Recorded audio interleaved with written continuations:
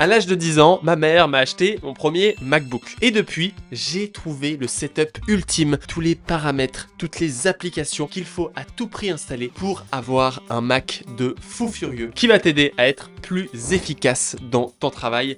C'est parti. Pour ça, j'ai tout mis au propre dans un fichier avec tous les paramètres, les applications, etc. Et tu peux l'installer dans le premier lien dans la description, comme ça tu n'as pas besoin d'être stressé et de mettre pause à chaque seconde car j'ai tout résumé pour toi dans ce fichier. Sans plus tarder, on va tout de suite commencer avec le premier setting. Celui-ci, c'est le pointeur. Tu vois que sur macOS, si tu regardes mon écran, j'ai un très gros pointeur. Et donc, ça peut être perturbant au départ, mais tu te rends pas compte à quel point ça me fait gagner du temps. Parce que le pointeur, par défaut, il fait cette taille-là. Tu vois qu'il est tout petit, c'est facile de le perdre, suivant le contraste, suivant l'endroit, etc. Moi, j'aime bien aller dans le setting ici que tu retrouveras dans le fichier Notion, mais de venir augmenter ce setting jusqu'à la moitié, voire un peu plus, afin d'avoir un gros pointeur. Ça change pas grand-chose et ça te permet de toujours le retrouver plus facilement. Donc ça, c'est vraiment un no-brainer que j'utilise tout le temps. La deuxième chose que j'utilise, et merci à la vidéo de Cocadmin qui a été super pour ceci, c'est le dock. Et tu peux voir que mon dock ici, quand je l'utilise, tu vois qu'il vient s'agrandir uniquement quand je passe ma souris en bas. Ça permet d'avoir un écran beaucoup plus grand parce que moi j'ai l'habitude de travailler en fait presque avec l'écran du MacBook. Et on me dit souvent comment tu fais. Et j'ai tout optimisé parce que ce dock ne s'affiche pas. En plus, ce dock, je l'ai mis très grand afin que ce soit optimisé. Donc tout ce que tu peux chercher, c'est ici dans les settings d'aller sur Desktop and Dock. Et ici, tu peux mettre une taille beaucoup plus élevée. Et ici, tu peux par exemple rajouter aussi la magnification, et comme ça il s'affiche en grand. Le seul problème, c'est que tu vois que là il est très rapide, mais si toi tu le fais de ton côté, tu vas voir qu'il va être très lent. Parce que pour avoir ça, il faut aussi activer ce petit paramètre juste ici pour hide le dock. Parce que si tu désactives, tu vois qu'il est toujours là, alors qu'en l'activant, il est caché. S'il est aussi rapide, c'est parce que j'ai exécuté ces deux petites commandes que tu retrouveras ici dans le fichier, que tu peux copier. Ensuite, tu peux ouvrir le terminal et tu peux lancer ces deux commandes. Et en faisant ça, ça va rendre ton dock super rapide et ça va te l'ouvrir comme ceci. C'est vraiment super pratique parce que tu as plein de place et tu n'as même pas cette impression qu'il n'y a pas de dock. Il y a un dernier setting qui m'énerve, c'est que en faisant le raccourci par défaut option et commande D, ça vient toggle le on-off du hiding, c'est-à-dire que ça vient te l'afficher. Et donc moi je tape sur ce keyboard tout le temps sans faire exprès. Donc ici dans keyboard, tu peux aller dans le menu à gauche dans keyboard shortcut et tu peux désactiver ce petit settings. Comme ça tu peux voir que là, avec le settings, il y a ce shortcut qui marche, alors que quand je le désactive, il ne fonctionne plus. Et ça permet d'éviter de venir sans faire exprès activer ou désactiver ce paramètre, alors que tu n'en as pas forcément besoin, parce qu'une fois que tu as setup, comme je te l'ai mis juste ici, tu n'as plus besoin vraiment de changer. Troisième paramètre, c'est le Mission Control qu'on a juste ici. Et ce Mission Control, il permet de venir gérer les pages comme tu as juste ici, c'est-à-dire que là si je mets cette page en full screen, alors évidemment c'est la seule page qui est pas possible, mais si je mets cette page en full screen, tu peux voir que ça vient gérer plusieurs sortes de bureaux, et tu peux mettre à peu près n'importe quelle application en full screen. Donc par exemple si j'affiche un petit onglet cursor juste ici, je peux venir l'ajouter et comme ça j'ai plusieurs pages en full screen. Le problème c'est que par défaut, Mac vient réarranger tes espaces en fonction de l'usage que tu en fais. Et donc, tu peux aller ici dans Desktop and Dock à nouveau et tu vas pouvoir scroller un petit peu tout ceci jusqu'à Mission Control et tu vas pouvoir désactiver le Automatically Rearrange Space Based on Most Recent Use. Comme ça, c'est toi qui peux réarranger les spaces comme tu le souhaites, mais par défaut, macOS va pas le faire à ta place parce que c'est insupportable et j'ai pris des heures à comprendre qu'il y avait ce problème-là parce que je me retrouvais toujours avec mes espaces qui étaient réarrangés sans que je le demande et c'était vraiment horrible. Donc tu désactives ce settings et comme ça tu es bon. Ensuite, par défaut, macOS il vient corriger l'orthographe, c'est-à-dire que quand tu viens écrire blablabla, il va venir remplacer des mots sans que tu lui demandes, c'est-à-dire que tu tapes et hop, il y a un mot, il vient être remplacé, c'est vraiment horrible. Pour désactiver ça, tu as juste un petit setting à faire encore une fois. Donc pour ça, tu peux aller tchac dans Keyboard, dans le menu juste ici. Ensuite, dans Text Input, tu vas avoir la source juste ici et tu vas pouvoir cliquer sur Edit. Et dans Edit, tu vas pouvoir désactiver le correct spelling automatically. Et dès que tu désactives ce paramètre, ça va arrêter de venir remplacer tes mots sans que tu en aies besoin. C'est juste magique et je t'invite vraiment à désactiver ce setting. Le prochain point, c'est le key repeat. Alors qu'est-ce que c'est? C'est que par défaut, quand tu ouvres le terminal par exemple et que tu appuies longtemps sur D, et ben tu vois que par défaut, ça vient t'ajouter des D doucement. Alors que nous, quand on appuie longtemps sur une lettre, on a envie que ce soit super rapide. Et pour ça, tu peux venir mettre les deux paramètres juste ici, entre key repeat rate et delay until repeat, tu mets ça au maximum. Et comme ça, bah, quand tu laisses la touche appuyée, ça va spam comme jamais. Je sais pas pourquoi ils ont modifié ça, parce que bah, ça permet que peut-être les personnages GL prennent longtemps pour appuyer, donc ce serait horrible parce qu'elle ferait que d'écrire plein de lettres. Mais normalement, si t'es comme moi, tu écris presque instantanément les choses, t'appuies qu'une seule fois, et donc ce key repeat s'impose de manière très importante. Ensuite, si tu as un MacBook, tu as sûrement un trackpad et en règle générale, pour la mouse aussi, je ne l'ai pas dit, mais dans le tracking speed, eh ben, je viens largement l'augmenter. Donc, je sais pas, par défaut, il doit être par ici. C'est très lent, c'est très doux, etc. Moi, je viens l'augmenter ici à ce niveau-là ou ce niveau-là afin d'avoir une souris qui bouge beaucoup plus vite. Mais avec le trackpad, c'est la même chose. Tu vois qu'ici, j'utilise le trackpad. Et bah, dans le menu trackpad, j'ai aussi mis cette fois le tracking speed au maximum. Alors, tu verras qu'au début, c'est perturbant parce que ton cerveau, il n'est pas habitué. Mais finalement, ça te permet de bouger beaucoup plus vite. Et bon, voilà, si t'es pas super vieux, normalement, tu arrives à bouger ton doigt tranquillement. Et du coup, tu te retrouves à pouvoir bouger les choses beaucoup plus rapidement, beaucoup plus simplement. Et encore une fois, c'est plus efficace. Donc moi, je te fous mon tracking ping tout au-dessus. Tape to click. Ça, je crois que c'est déjà activé par défaut. Mais en règle générale, tu peux activer les settings que j'ai mis juste ici. Ensuite, on va avoir le hot corner. Alors le hot corner, c'est vraiment un truc que moi, j'aime bien. Mais en clair, quand je vais dans ce corner-là et que je clique, eh ben, je peux ouvrir une quick note. Donc les quick notes, ça va être bon. Alors voilà, là c'est une note que j'ai prise personnellement, mais ici ça me rajoute une note et le coin que je préfère le plus, c'est celui qui est juste ici, l'affichage de mon bureau. C'est-à-dire que quand je tape sur le corner en bas à droite juste ici, là, desktop, et ben je viens changer et afficher cette vue. Donc c'est assez pratique pour plein de raccourcis. Alors moi j'utilise que ces deux-là. Et pour les modifier, bah, tu peux aller ici chercher hot corner shortcut, et ici tu vas pouvoir mettre les paramètres. Donc par exemple tu peux faire le lock screen, sleep, start screen server, quick note, launchpad, notification center, application window, mission control. Moi j'ai juste mis ces deux settings, comme ça hop j'ai le desktop et hop j'ai la quick note à droite.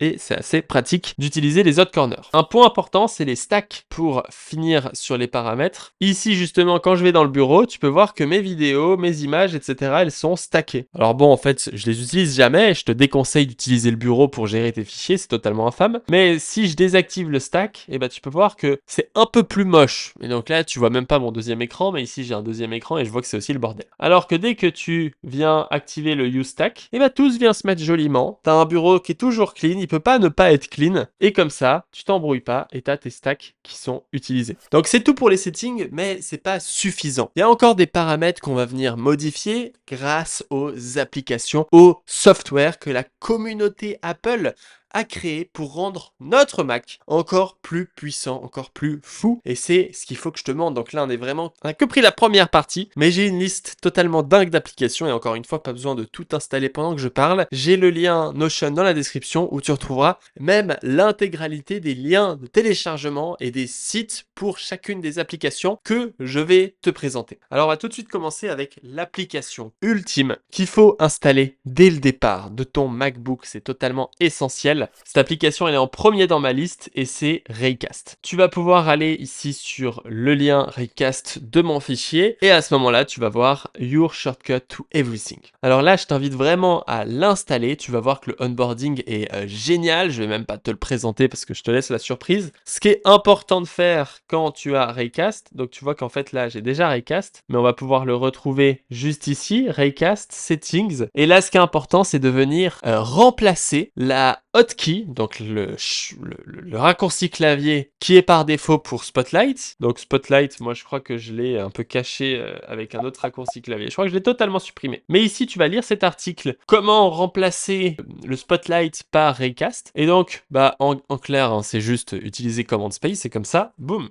Tu vois que là, j'ai Raycast juste ici, que je peux placer au bon endroit. Et du coup, pourquoi je t'invite à utiliser Raycast? Parce que ça vient remplacer Spotlight qui est par défaut. Alors en clair, il y a vraiment beaucoup de features et je peux même pas te faire la liste dans cette vidéo. Mais on va avoir notamment la recherche d'applications, par exemple Discord. On va avoir le Clipboard History. Donc ici, quand je tape Clipboard History, tu vois que je peux retrouver mes liens. Je peux retrouver ici le texte. Ici, je peux retrouver des images. Je peux venir copier mes images. Je peux venir retrouver où elles sont, etc., etc. Donc tu as un Clipboard History super complet. Tu peux filtrer par type. Tu peux même rechercher du texte dans des images. Donc par exemple, si je cherche Use Stack, tu vas voir que les deux screens qui contiennent UStack, ce screen-là et ce screen-là, eh ben, ils s'affichent parce qu'ils détectent dans l'image. Bref, c'est totalement fou. Vraiment, c'est le meilleur clipboard historique que tu peux trouver. Je pense pas qu'il y a mieux et j'en ai testé plein. Ensuite, il y a le window management. Donc là, tu vois que quand je change l'emplacement de la page, center, gauche, left, droite, center,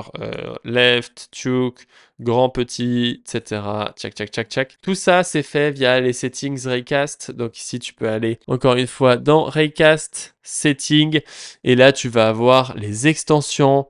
Et dans les extensions, il y a le window management et tu vois que j'ai mis plein de raccourcis clavier ici pour gérer tout ça. Donc ça, c'est à toi de le faire, mais c'est un exemple des choses qui peuvent être faites. Ensuite, par exemple, quand j'écris 2.mlv, ça remplace par mlv. Quand j'écris 2.begin react, ça remplace par begin react. Quand j'écris 2.bj, ça remplace par Begin JavaScript. Tout ça, c'est plein de snippets que j'ai mis juste ici, que tu vois là, j'ai rajouté ça, etc., etc. J'ai beaucoup de snippets qui me permettent de gagner du temps. Et donc, les snippets sont aussi gérés par Raycast. On a en plus de ça, des extensions. Par exemple, quand quelqu'un me demande mon lien call.com, eh ben, je peux faire partage de lien call.com et boum. Si je veux chercher des links, eh ben, je peux aller sur ici dump.sh pour chercher ça. Il y a par exemple l'extension Coffee pour venir faire en sorte que mon Mac ne s'éteigne jamais. Et il y a plein d'extensions que tu peux retrouver ici. Il y a même une extension que j'ai moi-même créée, Generate QR Code, qui te génère un QR code en fonction de la string que tu as actuellement copier-coller, ou ici tu peux mettre une URL ou un contenu là-dedans. Donc Raycast, c'est vraiment essentiel. Peu importe ce que tu veux faire, peu importe le travail que tu fais, remplace Spotlight par Raycast. Je le fais à toutes les personnes que je connais et ils ne regrettent jamais. Ça, c'est la première chose. Ensuite, on a Arc Browser. Donc là, si tu n'as pas Arc et si tu as Safari, si tu as Chrome, il n'y a pas de moment d'hésitation. Arc Browser, bah, je t'ai mis le lien. Oh, j'ai pas mis le lien. Arc.net, comme ceci. On va mettre le lien. Voilà, j'ai pas envie de te faire la propagande, mais le menu, tout qui est beau, tout qui fonctionne, tout qui est magique, les Notion, les extensions, il y a tout qui est beau, il y a tout qui est parfait, il y a tout qui a été fait intelligemment, donc il ne faut pas hésiter. Ensuite, évidemment, il y a Cursor. Cursor, ça va être l'IDE qui va te permettre de coder avec l'IA, c'est super pratique si tu es un développeur. Thing 3, pour venir gérer tes to-do, j'utilise depuis très longtemps et ça vaut franchement son prix. C'est un one-time payment, mais si tu veux pas payer, tu peux utiliser Todoist. On a ensuite Rise. Rise, c'est génial. Donc là, je peux même pas trop te montrer, mais en clair, ça vient traquer tout le temps. Tu vois que là, je suis en focus jusqu'à 10 heures. Ça m'empêche d'ouvrir des applications. Par exemple, ici, si je commence à me perdre sur YouTube et que je sais pas, je perds du temps à regarder des shorts,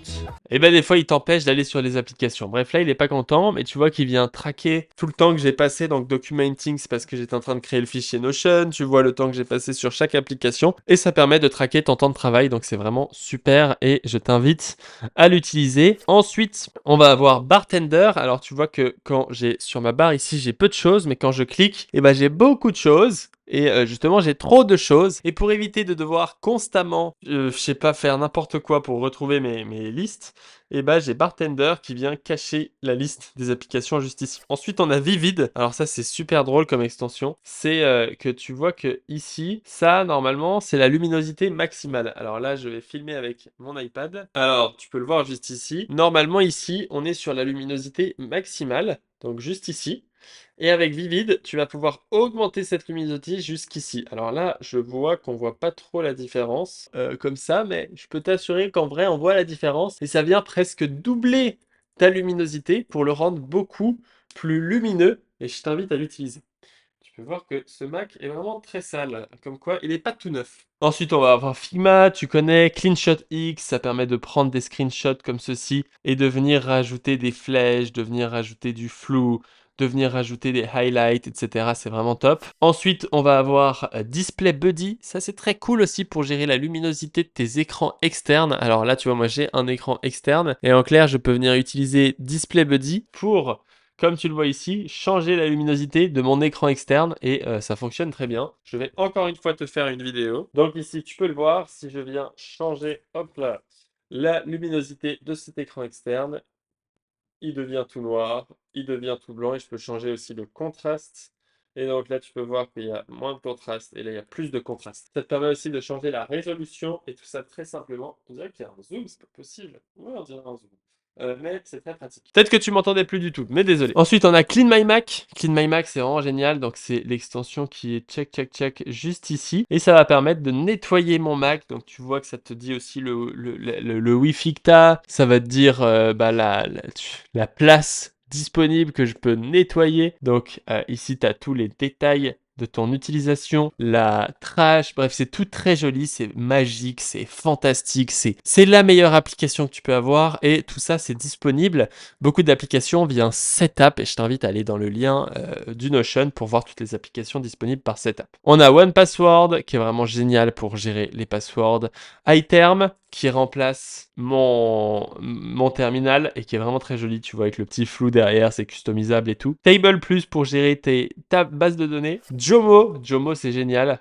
Si je te montre mon Jomo, tu peux voir ici que je suis bloqué de 7h à 13h et du coup quand j'essaie par exemple d'aller sur x.com, si j'essaie d'aller sur LinkedIn, si j'essaie d'aller sur Instagram, et ben tu peux voir que toutes ces applications sont bloquées. Et pourquoi elles sont bloquées? Parce que Jomo est là pour les bloquer. Et il bloque pas que ça, il bloque aussi par exemple Discord. Si j'essaie d'ouvrir Discord, il va se fermer. Et donc ça va vraiment pouvoir t'empêcher de manière hardware, de manière loquée, de venir ouvrir des trucs. C'est trop pratique. Et voilà. Quit All, c'est une application super qui est sûrement par ici. Quit All, voilà. Ça te permet de quitter les applications facilement. Et surtout, tu vas pouvoir paramétrer l'application comme je l'ai fait ici pour quitter les applications après 2 heures d'inactivité. Et ça, il le fait tout le temps. C'est super pratique, c'est super simple et efficace. Beeper, alors je vais pas forcément te le présenter, mais Beeper, ça te permet d'avoir toutes tes chats dans une seule application. Et donc c'est comme ça que j'arrive à te répondre sur Twitter et LinkedIn quand même, malgré que j'y vais jamais parce que je suis tout le temps bloqué. C'est que ça vient sur Beeper et comme ça je mets les choses sur Beeper, ça fonctionne super bien et je t'invite vraiment à le rejoindre.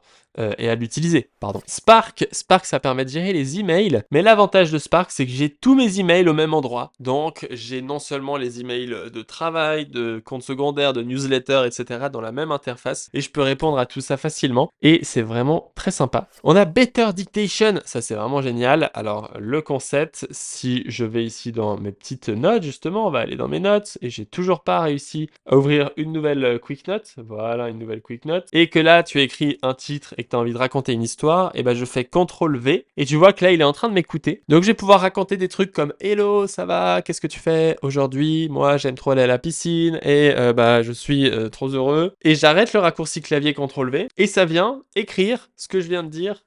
Comme ceci. Donc quand on m'envoie des messages et que j'ai un peu la flemme de répondre en audio parce que voilà, je fais ça, et ça vient t'écrire, ça comprend même le code. Donc par exemple ici, j'ai utilisé Next.js pour créer une application React avec React Query, mais le problème c'est que Zustend a bugué. Donc tu vois que là j'ai dit des mots très techniques, j'ai utilisé Next.js avec React, le problème c'est que Zustend a bugué, donc Zustend il a pas compris, mais tu vois qu'il comprend pas mal, et donc c'est vraiment pratique. L'interface tu la setup et après t'oublies, c'est-à-dire que j'ai oublié que ça existait et j'utilise presque comme si c'était une feature par défaut. Et c'est juste trop bien. Donc moi j'ai payé la licence ici solo et je t'invite à payer les licences pour tes petites applications et ça fonctionne très bien. Setup a une alternative, mais le mec a voulu over-engineer l'application. Et donc si on cherche ici Dictation, donc ça c'est l'interface Setup si tu l'installes. Mais donc normalement si je viens chercher AI Toolkit, on peut voir plusieurs applications dans Murmur-Type et donc là c'est un peu le même concept, mais voilà, je suis pas très fan, ça marche pas bien et c'est nul.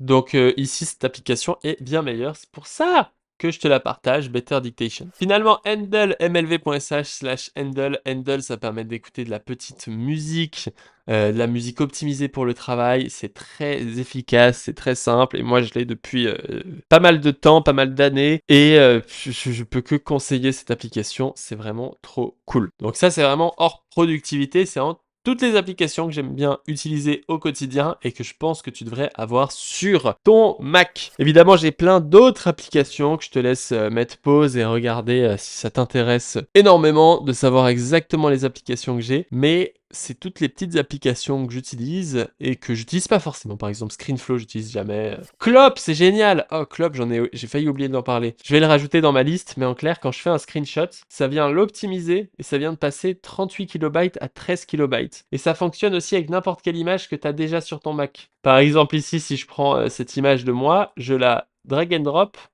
ici. Et ça vient ici réduire sa taille, passant de 301 kilobytes à 90 kilobytes sans réduire sa qualité. Ça marche aussi avec plein d'autres types de fichiers, c'est vraiment génial. Voici, dans la description, tu trouveras le lien du Notion et ça va être fantastique. Voilà, j'espère que cette vidéo t'a aidé, même si t'es pas forcément développeur. Voilà, c'est pour tout le monde, pour des marketeurs, pour n'importe qui travaille avec un MacBook. Dès que tu viens de recevoir ton Mac, partage cette vidéo. D'ailleurs, partage tout de suite cette vidéo à 2 amis à toi qui utilisent un Mac. C'est le meilleur moyen de m'aider. Tu vas spread. Si tout le monde fait ça, ça va faire un spread ultime et je vais atteindre le monde entier. Ça va être fantastique et tout le monde pourra avoir un Mac de qualité. On se retrouve pour une prochaine vidéo. N'oublie pas de t'abonner et de liker et de mettre un commentaire. Et si t'as regardé jusqu'ici et que t'aimes Apple comme moi, écris « J'aime Apple » dans les commentaires. Comme ça, je saurai que tu es un vrai, que tu es un guerrier, que tu es un bon. Et on se dit à bientôt. Ciao, ciao.